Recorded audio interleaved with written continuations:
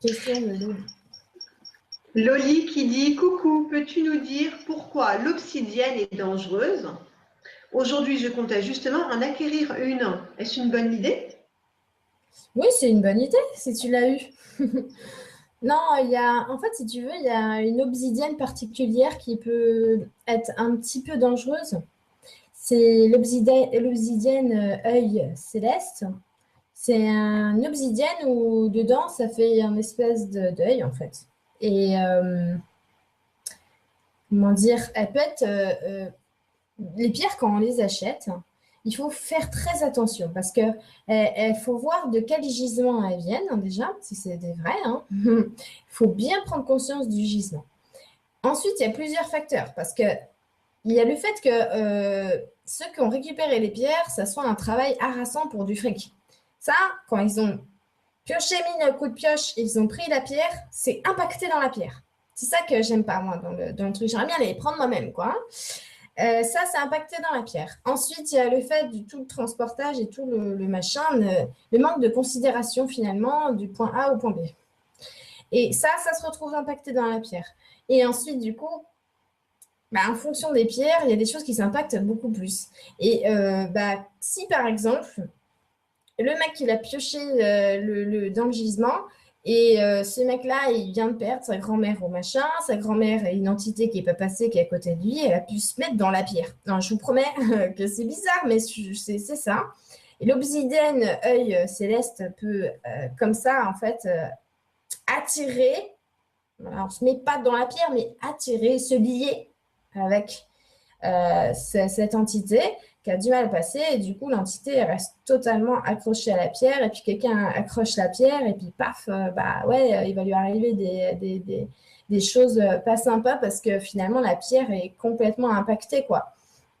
Donc c'est pour ça par exemple qu'on dit il faut vraiment laver vos pierres quand vous les avez, les recharger, les laver, c'est pas comme ça anodin.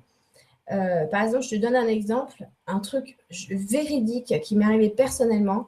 Il y a mon mari qui voulait me faire un bijou sur mesure avec certaines petites pierres.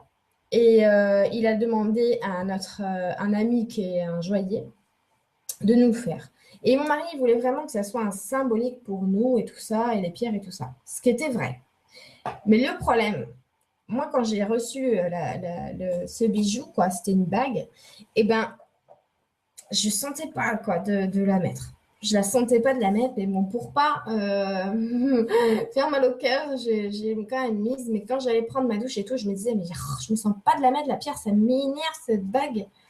Et je voyais pas ce qui allait.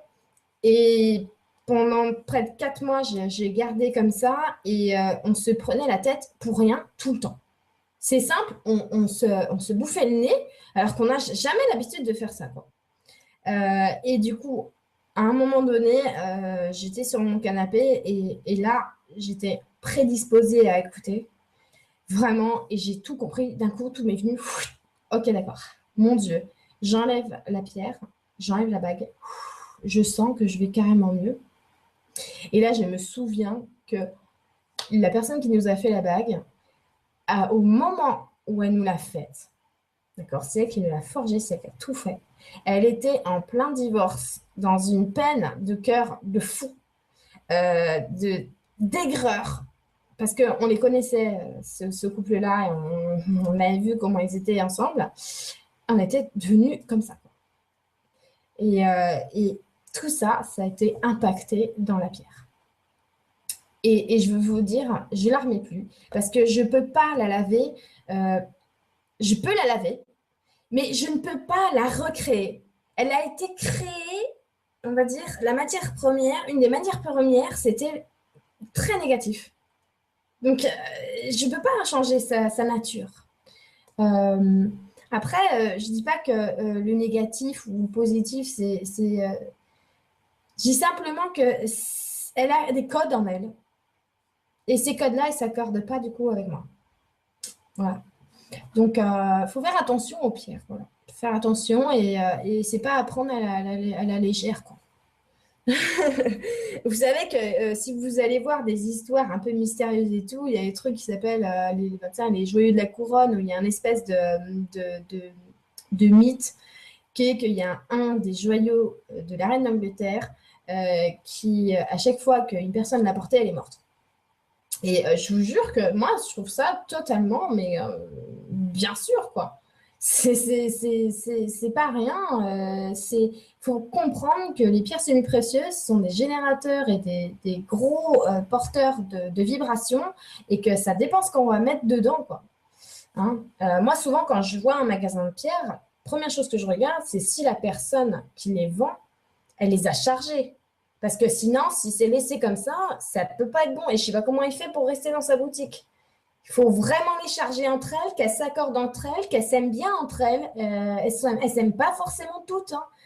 Donc, machine, elle ne va pas aller être à côté de machin. Il faut faire attention. S'il faut une autre salle, il faut une autre salle. Donc, je trouve que maintenant, non, avec toute la mode, là, ils font pas ça. Ils les mettent ensemble et tout. C'est pas bon. Hein. Donc, faire attention, en tout cas. Voilà. Et attention aussi aux achats de pierres sur Internet parce qu'il y en a qui ils servent sur le truc et puis ils viennent pas de gisement. Ça ressemble, mais c'est pas ça. Donc voilà, conseil pour les pierres. Je vais prendre